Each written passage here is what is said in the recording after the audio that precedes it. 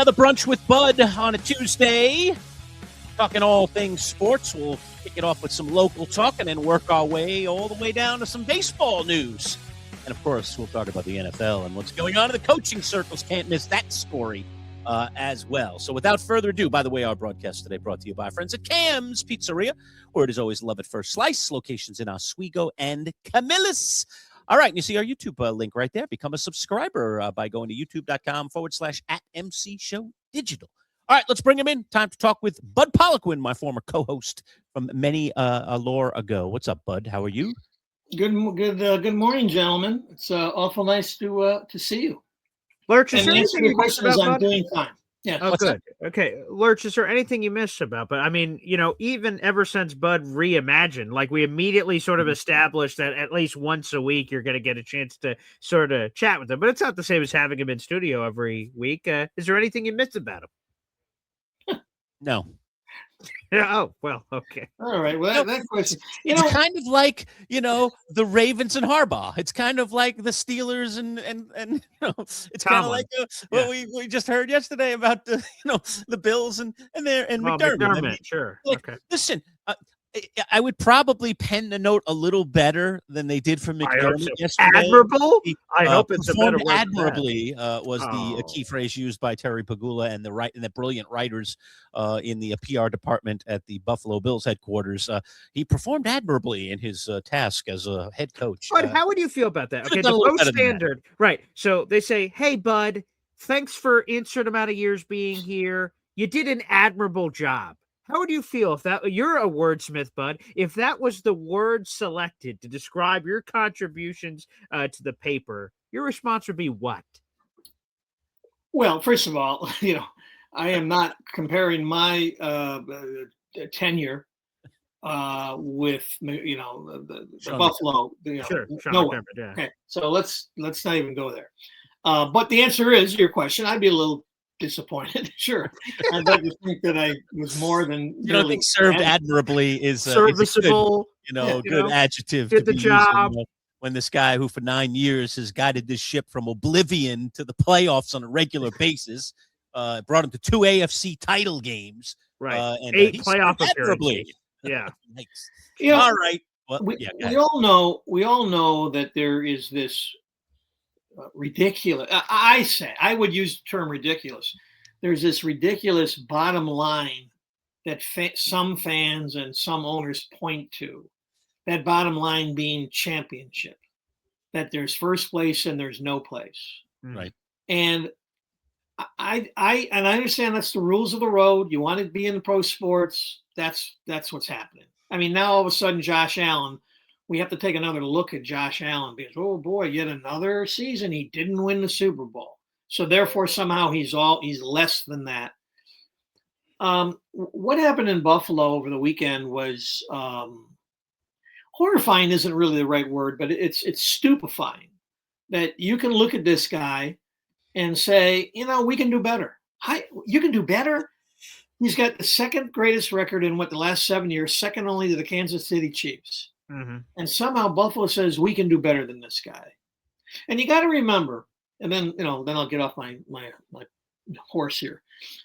They're looking at this guy differently. They're looking at the quarterback differently. Do you realize if the wide receiver, who's the guy who had the ball stolen? Brandon Cooks. Yeah. Yeah. So if he somehow catches that pass and holds on to it, rather than catching it and letting this guy steal it from him, the Bills are headed off to Denver to play a second, third, fourth string quarterback, and they're going to be overwhelming favorites to go to the Super Bowl. To New England. We're playing Denver, so so to New England. No. If the Bills had won the game against Denver, they were playing Denver. Oh my God! I'm sorry. You're going. I'm right. confused. I'm sorry. There's live podcasting for you right there. Yeah. Okay. Still, I still say they would be going now to New England. Right. And it's a toss up, I would think. The point being that if that play goes the other way, and some people think it should have gone the other way, there's a whole new discussion going on. A different Buffalo between the coach. Right. McDermott's employed. The Bills are still alive. They're a game away from the Super Bowl. Sure. Right. Yeah. But one play. And I think we should be ashamed as media people, as fans, if we really are going to judge a coach and a player off of an overtime loss on the road against the number 1 seed in altitude when it came down to a single play. I mean, come on, what is wrong with us? All right, let me ask you something, bud, because this is fascinating. This was not on my list, but it's fascinating. So Sean McDermott was very critical after the game of some of the officiating and not looking at certain plays and things of that nature. And he gave his take at his pulpit, which is the press conference, which he has to do at the end of every game. We hear from him. He gets on the team plane. Now the game's over, right? And he's going back home. Everyone's going home. He reaches out to the Bud Poliquin of Buffalo newspapers, and he continues. He wants to share more, and he reaches out to whoever Bud Poliquin is in Buffalo to share more on the story and expound upon it more. And that person puts it in the paper, and then it starts going viral nationally. Like, wow, man, Sean McDermott reached out to a local person that he trusted in Buffalo to keep expressing his point of view on how everything went. Some people perceive that in social media land, saying like reeks of desperation and was like, I'm trying to put the right words on it, that it sort of got. The guy that's trying to save his job. Well, right. Yeah. It was desperation, all those other things. And some people called it like weak. Like, what are you doing? Going to a local paper? Like, man, that looks very bad. What's your perspective on it, Bud? Because I imagine you had a lot of really great relationships in all of your different newspaper jobs. You had a good relationship with the coach, and you had those opportunities to write those kind of stories. What's your take on that situation?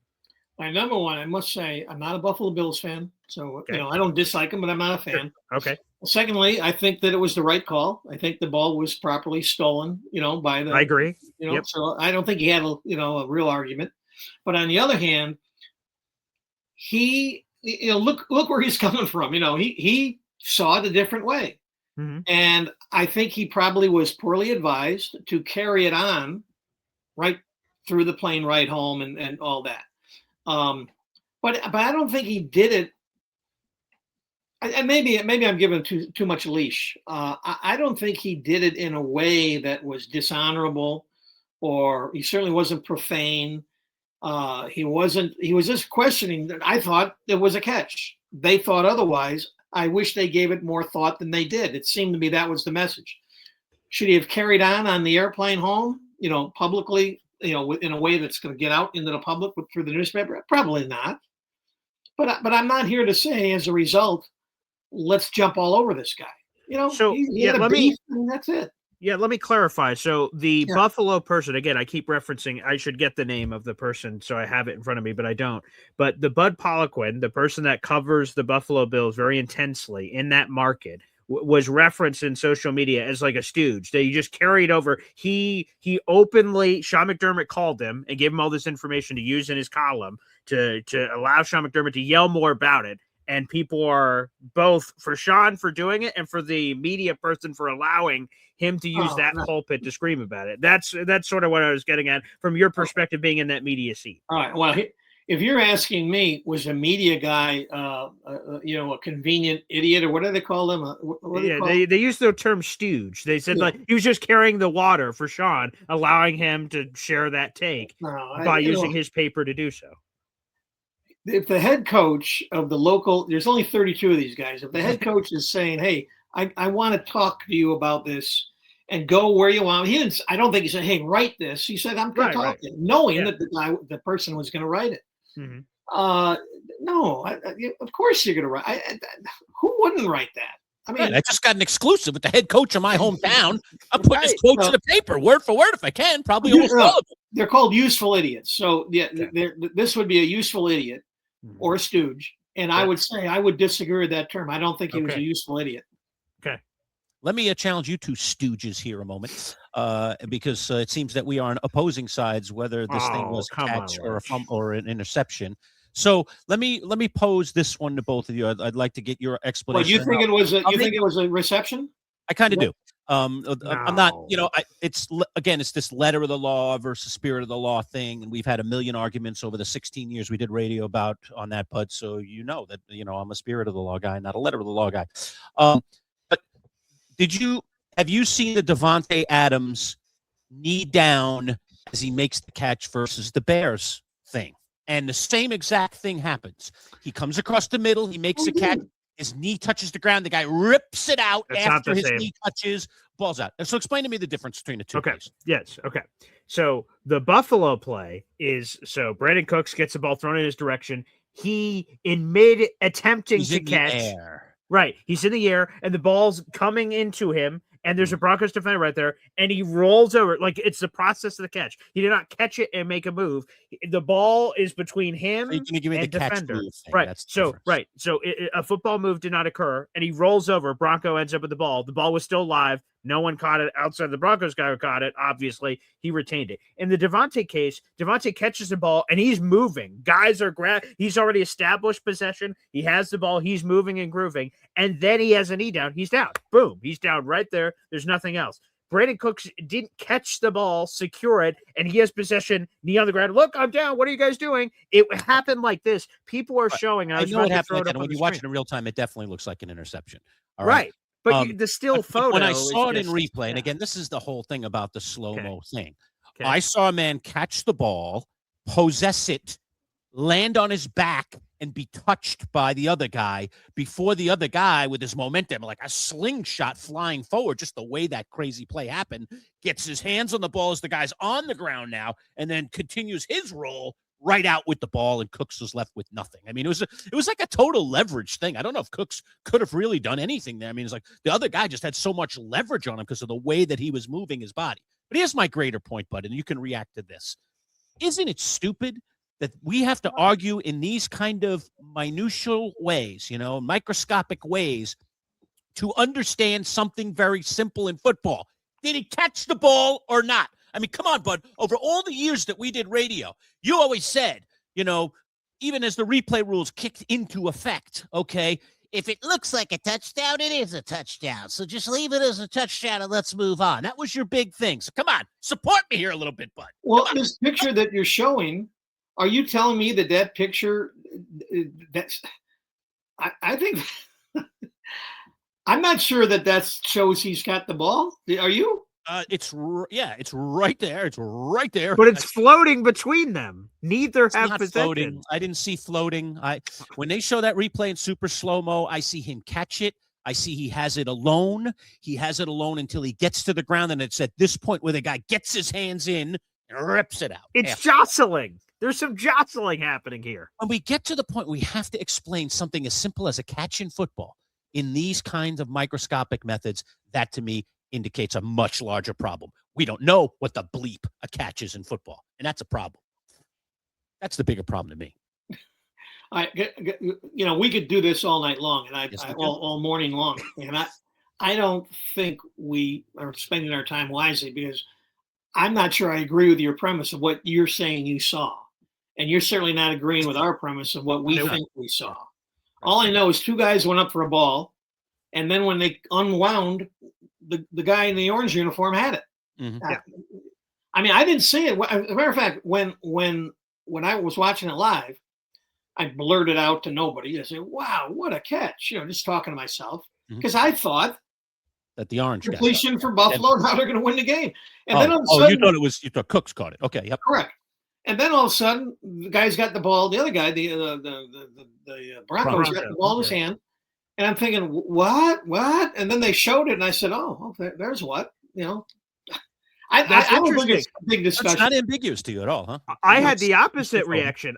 When I watched it live, I'm like, "Wow, what an interception!" And then they showed it, and I'm like, "Whoa, yeah, ball jostling." It was in the they both were fighting for it. It's like, again, if you're a limp body, Lurch, if you just laid flat in the 35-yard line and the ball landed on your stomach and you didn't touch it with your hands, the ball is live. You do not have possession of it. If it just somehow just stuck there, and that's happened sometimes in interception, as a bunch of bodies are hanging, the ball's still there, and someone grabs it, the ball's live. Until it touches the ground and dies, it's live, and that's what it was here, in my opinion. In hearing the other officials, people who know the rules, intricately, I've become more and more soft in my stance that, all right, I guess if that's the rule, it's the Broncos' ball, but I still don't like it. All right, you're right. We could talk about it all day, and we won't. Let's go to the story behind the story here, and that is Sean McDermott losing his job yesterday, bud, This is a coach who spent 9 years in Buffalo, 8-8 in the playoffs, but still a over 600 winning percentage total. He brought Buffalo from the depths of despair, inability to make the playoffs in a number of years, and he I think 8 of the 9 years I think they were in the playoffs. He's got 2 AFC title games, didn't get to the Super Bowl, obviously. Is this justified in your mind? Was it time, just like Baltimore claims it was time for Harbaugh? Tomlin and the Steelers agreed it was time for Tomlin. Give me your thoughts about this. No, I again, I understand the animal. The animal is the NFL, and if you don't go to the Super Bowl somehow, if you don't win the Super Bowl, you got to go. So I understand the rules of the road. Within the rules of the road, sure, what happened, this is what happens all the time in this league. But if you're asking me, do I think, I don't know what you're asking, justified or whatever the word was, as a person who's just kind of putting this in perspective with, the day in and day out of society, again, I go back to what I said. Who do they think is going to get them over the hump? And if the next person does get them over the hump, so you're going to say because, again, the Bills lost, I guess their last 3 losses, I've read so much about it, I forget what I've read, but I think their last 3 playoff losses were by 3 points. Each loss was by 3 points. Yes. So the next guy in somehow creates 4 points for the Bills, which makes him a great success, and McDermott's now a failure, so we have to get rid of him. Now, I will tell you that it's my opinion, and it's arguable. Okay, I think the best football player in the world is Josh Allen. The best football player in the world had 2 fumbles and 2 interceptions. Mm-hmm. Somehow that's Scott McDermott's fault? Sean. Yeah, I'm not at my best here today. I don't know why I'm making all these mistakes. I don't understand why McDermott somehow has to swing because the best player in the world made 4 mistakes. Now, you can say to him, why did you go for points at the end of the first half? Yep. And now some of those are 3 points. Sure. Well, McDermott doesn't make the fumble. He doesn't fumble the ball. It was his choice, his call. Let's try to do something here that risky. That was stupid. I mean, we can call it. That was stupid. That was stupid. Too risky. We're going to fire a guy because he makes a stupid call. I don't. No, the answer is I don't think it's justified, and I don't know who they're going to get who's going to do better than he is. And the only way that Buffalo wins in this scenario is if they find their Steve Kerr to Mark Jackson, what we saw in the NBA in Golden State. Right. Mark Jackson had gotten that team on the road. They were winning now. They were back into their, he created a glory situation for them where they were a factor again, with Steph Curry and the young people that they drafted. He was involved in those drafts and he was the architect in a lot of ways, along with that GM, of putting that group together. That group is starting to win, 50 plus games a season. And they go, yeah, Mark, we love you, but Steve Kerr, we like him. And then it's not like Steve Kerr was John Harbaugh or something. I mean, Steve Kerr was just a guy that had a lot of promise potentially as a coach, and yet they bring him in, and he did bring him to the promised land. So, point made. Mark Jackson can scream from the rooftops all he wants. Steve Kerr brought them titles. Therefore, nobody is going to look back at that as a, quote, mistake. If the Bills don't get over the hump, you'll have to look at this firing as a mistake. Right. If they regress and stop even making the playoffs or aren't as much as a factor in their division with him not at the helm, clearly it's a mistake. So this is going to be an interesting one to watch over the next 5 years or so.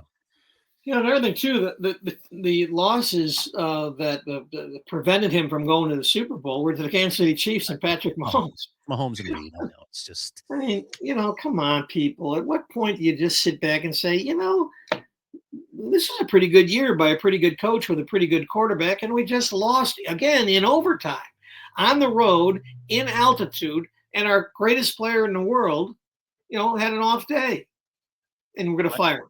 Because the next guy, because Allen won't have a bad day who the next coach is. It reminds me again, make another NBA analogy, when I was a Knicks season ticket holder and Michael Jordan and Phil Jackson kept beating us every year. I mean, it was just like, all right, this really stinks, man. I mean, we got Ewing and we got all these other guys and we got a pretty good team, but we got to keep running into this buzzsaw every year. And that's the same thing that Kansas City has posed, not just to Buffalo, but to the entire AFC for a bunch of years until this year.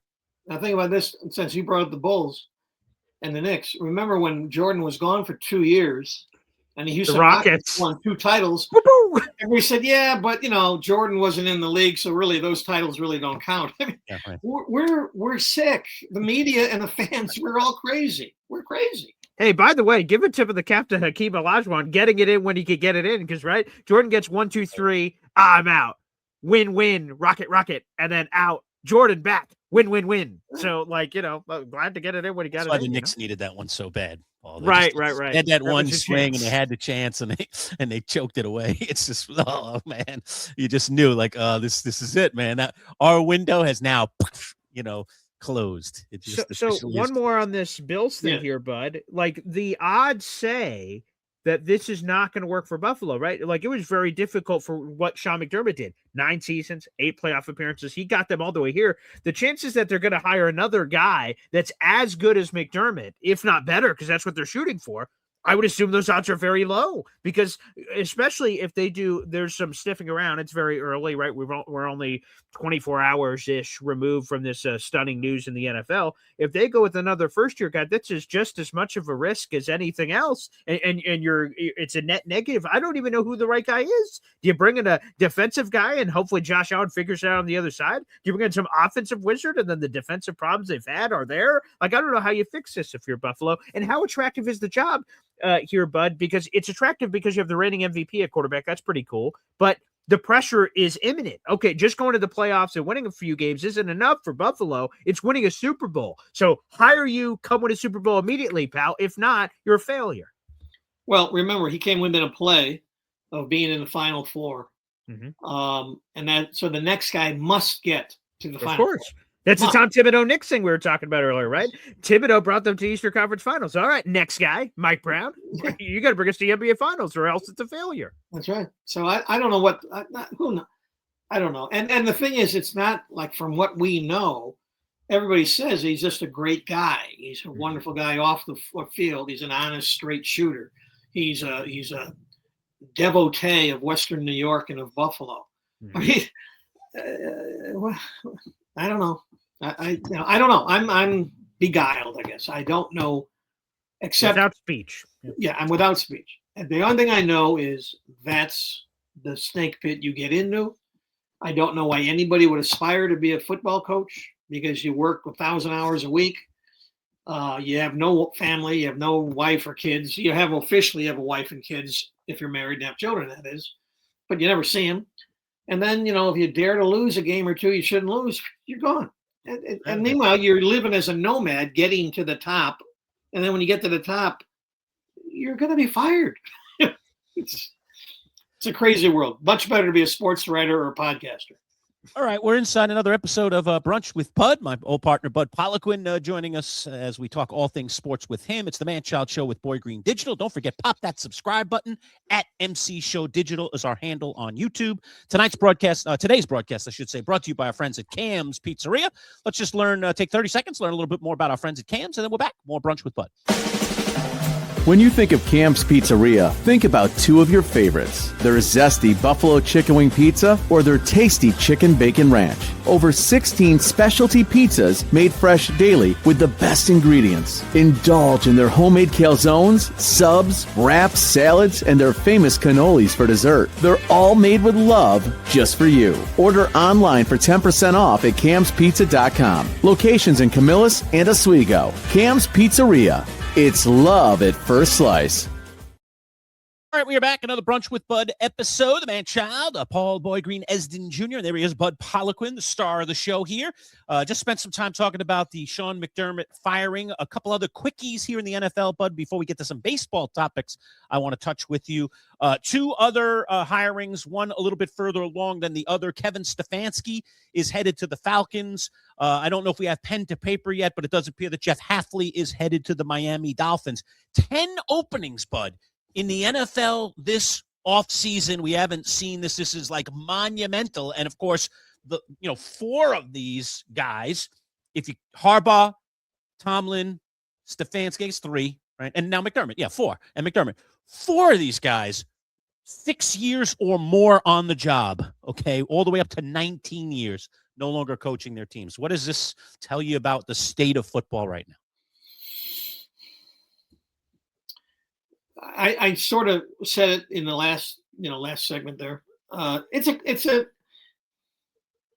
something of a clown show. I don't get it. I don't get what, 10. So you have 32 teams in that league. So 1/3 of the coaches have to go.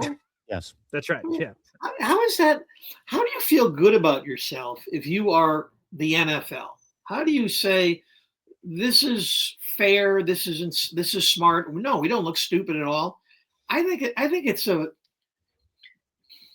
I'd be embarrassed to be the NFL if we have 32 organizations and 1/3 of them say the person we hired to take us to the promised land, he failed, therefore we failed. 1/3 of the teams are saying, we're stupid. You just wave it, put a sandwich sign on, or the kick me, put it on your back. You walk down the sidewalk with a kick me sign on your back. If I'm the NFL, also kind of freakish, isn't it? That's how I feel. The 4 guys.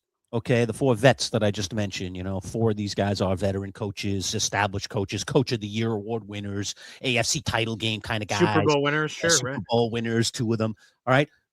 The 4 guys, what's remarkable to me is 2 of the 4 got their team to the playoffs this year, and 1 was a play away from getting his team in the playoffs, eliminated by the other guy.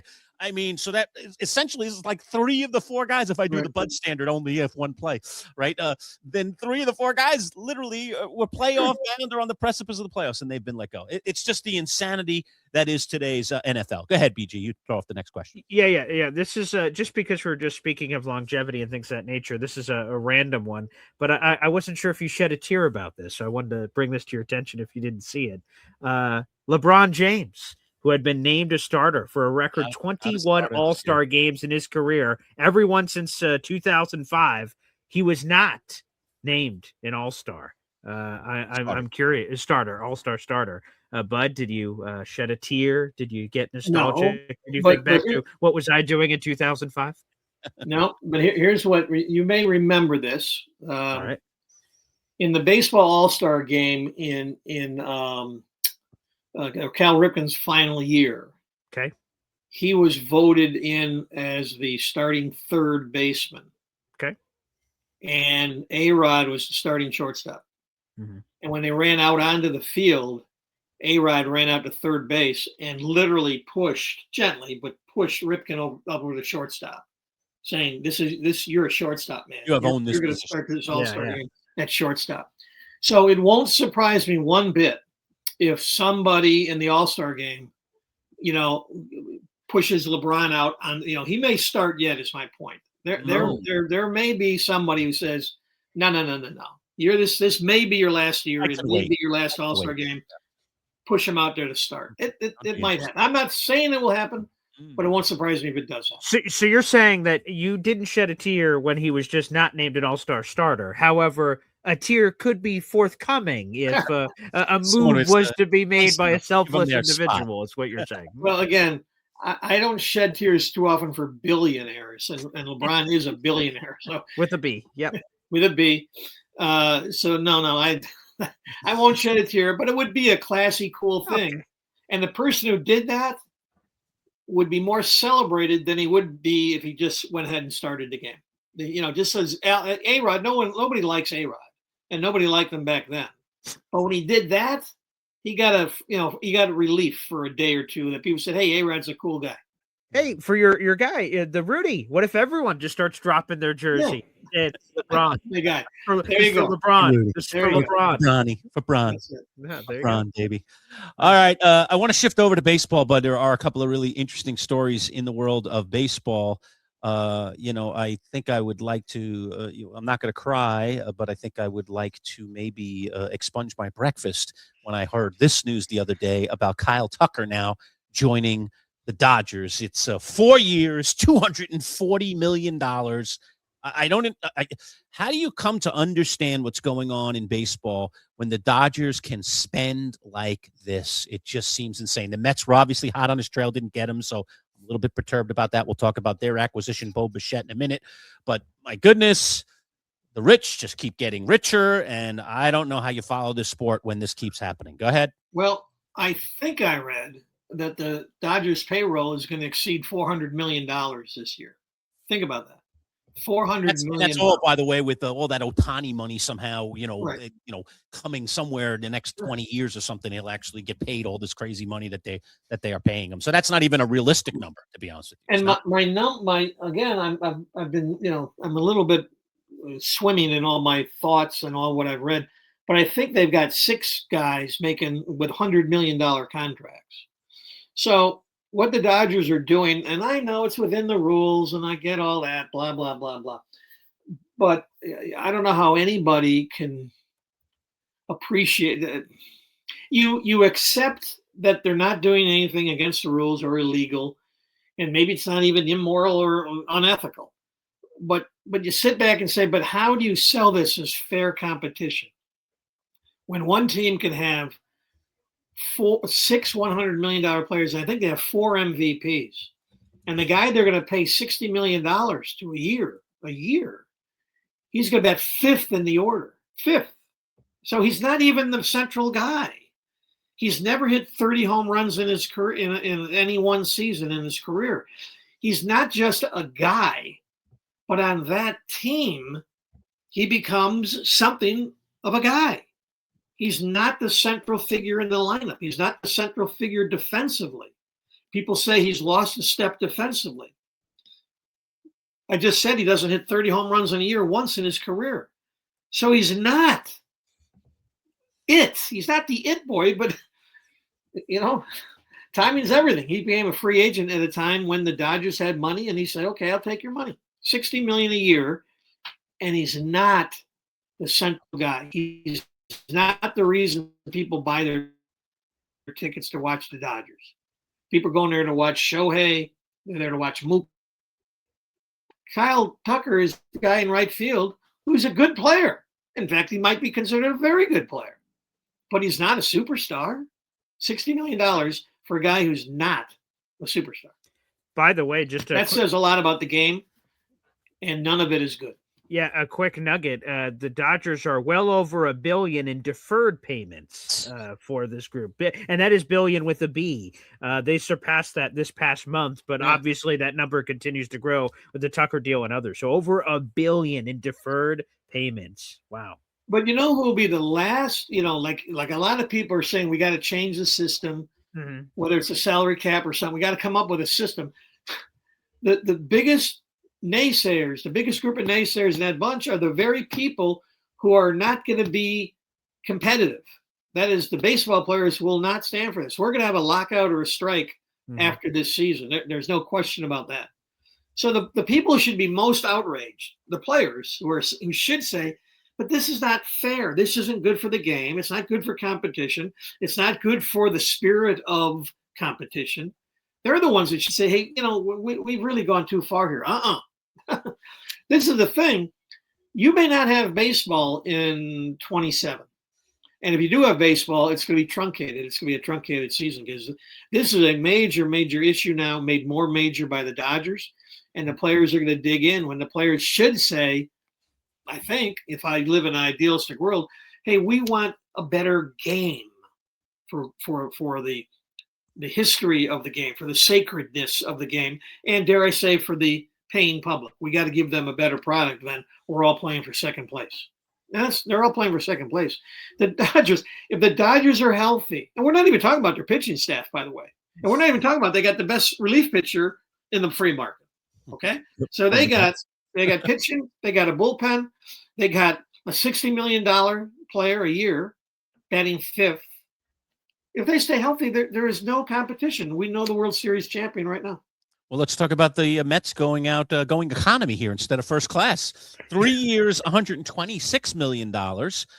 In statistically, a very equivalent kind of player to Tucker. The Mets are getting him for a song at 3 years, 126 by today's market standards. Do you like Bo Bichette? How does he fit in with the Mets? Give us a quickie on that. Well, the quickie is he's not a good shortstop anymore. So he's a mediocre defensive player. Supposedly they're going to play him at third, I heard. Right, and I've heard that too. But They're playing him at third because he's no longer good enough to play short. And he's coming off with a bad leg or a bad foot or whatever happened to him last year. He had a bad knee or a bad ankle or whatever it was. So they're kind of getting a wounded warrior who's not good enough to play shortstop anymore. But again, by all accounts, he's a guy you want in your locker room. He's a guy you want in your lineup. And he's a pretty darn good player. So by today's standards, you're right. The Mets probably got a pretty good deal there. $40 million plus a year. And that's a pretty good deal in today's market, which again shows you we're not just remember Tua. I'm all over the place, but Tua is the 6th highest paid quarterback in football. He's making $52 million a year or whatever. We're in crazy land out there. We got a wounded shortstop moved to third base, getting $40 million. We got a guy Tua in Miami who nobody wants him, making $52 million. And we got a guy batting 5th in the order making $60 million. And meanwhile, everybody in the NBA who's up in the next cycle of supermaxes, they're all making $70 million a year. 70 a year. When Jokic signs his next contract, it'll be for $70 million a year. So who can embrace this? Who can understand it? Who can understand it? Chet's numbers, by the way, real quick. Last year, he played 139 games, had 18 homers, 94 RBIs, almost 100 RBI season, and hit 311. He was hurt the year before, only played in 81 games, so the numbers are really nothing to speak of. The 3 years before that, though, 20 and 73, and was the batting average that year 306. 24 and 93, 333, 29 and 102, 298. So he's a good player. There's no question. A pretty good bargain here. I got the bargain basement these days over Kyle Tucker and that robust thing, and he's not even a good fielder either anymore. And here's the thing that's maddening about the Tucker thing. And again, it's not Tucker's fault. He was born at the right time. Yeah, you bet. He has opt-outs after the second and third year, in case there's more money to be made. In case somebody wants to pay more than $60 million, he'll be free to go get it. Yeah. So the idea that you season of year two, and then you can just go get some more from someone else. You'd sit across the bargaining table, and somebody's giving you $60 million, and you say, "Yeah, I get opt-outs, right? in case there's more." And for all we know, he's got bonuses if he makes the All-Star team or if he gets, whatever that. It's like, wait, for $60 million, we expect you to make the All-Star team. We're not going to give you bonuses. Now, I don't know.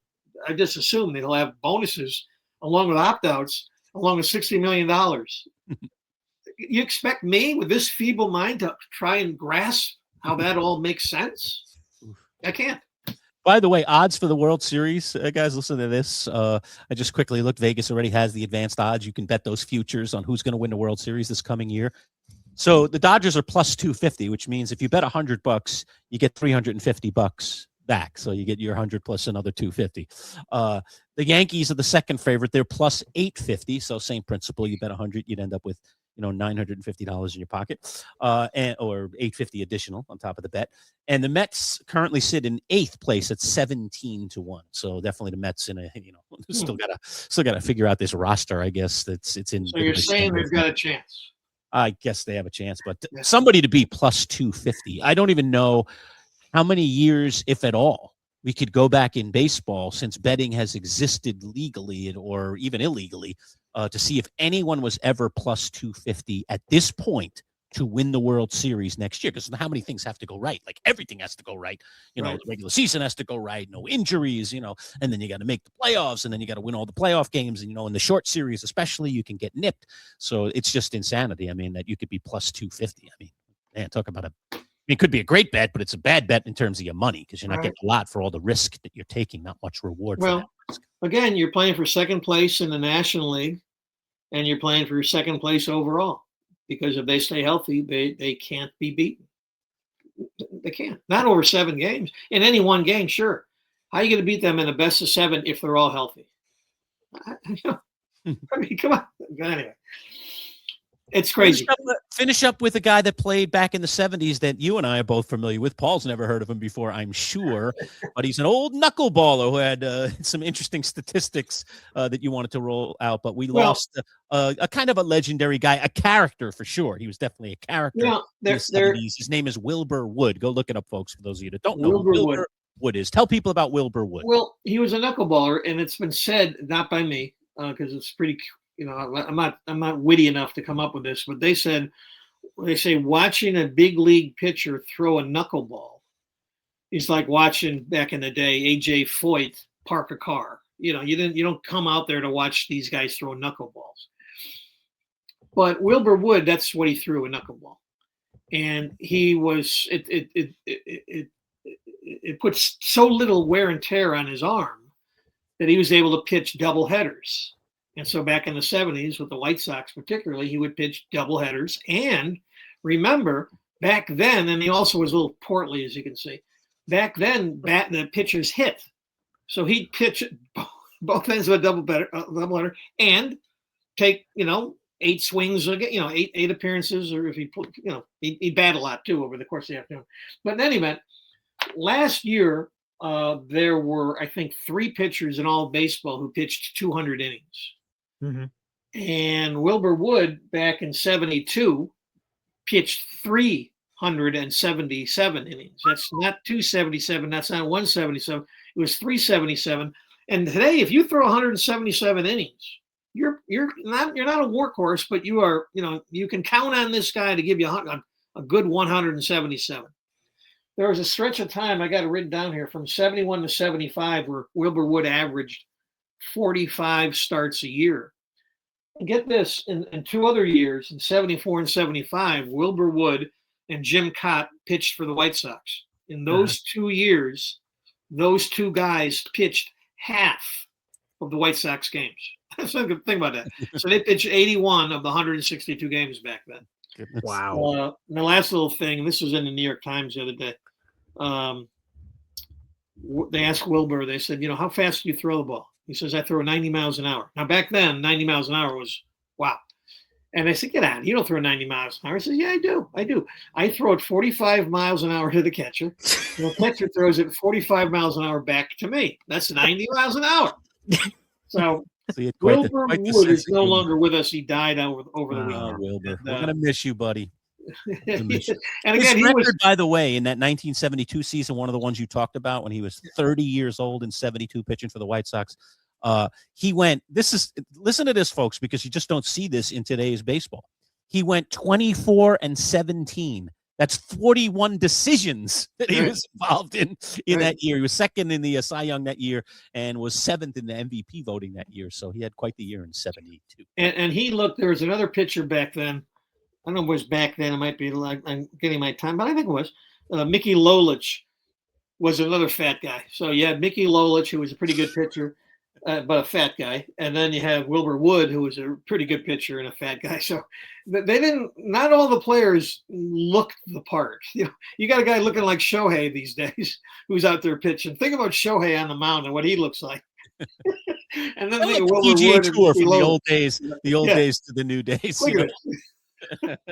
So, but what does that say? So, okay, we bring that up all the time, right? And every once in a while here in the NBA where we're talking about these, oh boy, if you put the superstars from the 50s and 60s with today's athletes, they were playing plumbers back then and all this other stuff. They make fun of how they looked and who they played against, all this stuff. And then we go to today. So I don't really even know what my question is outside of like, what does it say that you like these people, like it could be drinking a beer the night before and then come right into the game, or drinking it a day of and go out there and do it. And there's just sort of a charm to it. And now we have, you got to sleep in your oxygen barrack chamber and do these nutrition diet plans 3 times a day and all this other stuff. Does it make you appreciate the stuff from before? Because imagine if the people in the 40s did all the crazy stuff they're doing now, how much better and all this other stuff they could be, or like sort of what's the thought? Well, the thought is this, and I've said this before, both here and on the radio, that I'm a big believer in athletic evolution. And anybody who's going to tell me that, oh boy, they really, back in the 40s and 50s or whatever their people's, sure, right. decade of choices, Now that was when they really played football. That's when men were men, and that's when they really played baseball. And it's like, why are people so stubborn? Why can't they accept that today are the good old days? And 10 years from now, those will be the good old days. These people playing pro sports today are phenomenal specimens. Mm-hmm. And there are guys, well, remember, J.J. Redick got in a lot of trouble a few years ago when he said that Bob Cousy played against a bunch of plumbers. Mm-hmm. And so don't give me this Bob Cousy stuff, says J.J. Redick. He got in a lot of trouble, including from Bob Cousy himself. Right, trying to shade him, right, yeah. But he's right. Bob Cousy doesn't get a uniform today. He doesn't. Not the Bob Cousy you pick up from the 50s and 60s and put him down. Now, if Bob Cousy is born today, and he's got all this training and the diet and the nutrition and got really great coaching and so on and so forth, and he's got video and whatnot, maybe, but I don't think so, but maybe he gets a uniform today.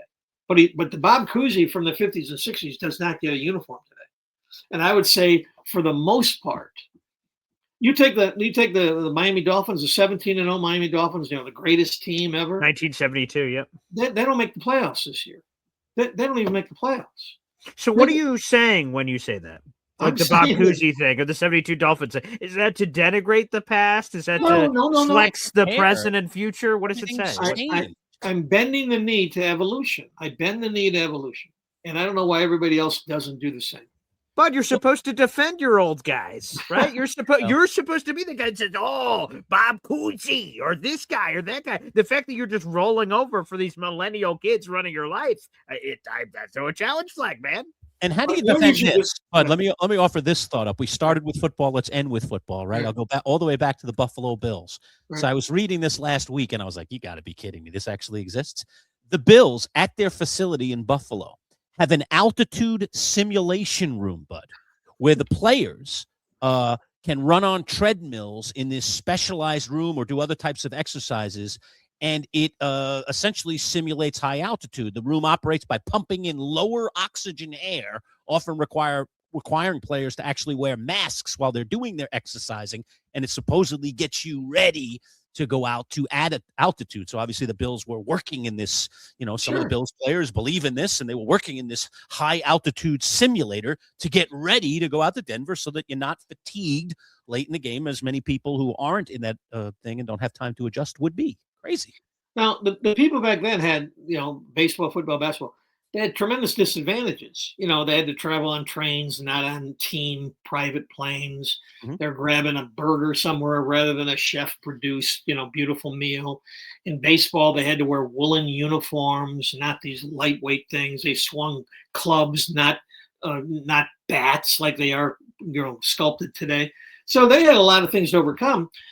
So there's so many more advantages today, plus the natural evolution. And I would challenge you, Mr. Football, dig out a press guide or something from the 72 Dolphins and take a look at the 72 Dolphins. Look at the heights and weights of the 72 Dolphins. I'll do that right now. And you're going to see that not quite up to today's standards is what you're saying. You're not going to see the 6'6", 372-pound lineman. Well, there's a Shirley Plunkett type guy in the league back then. He didn't play for the Dolphins. But what I'm saying is they were undersized. They were slow.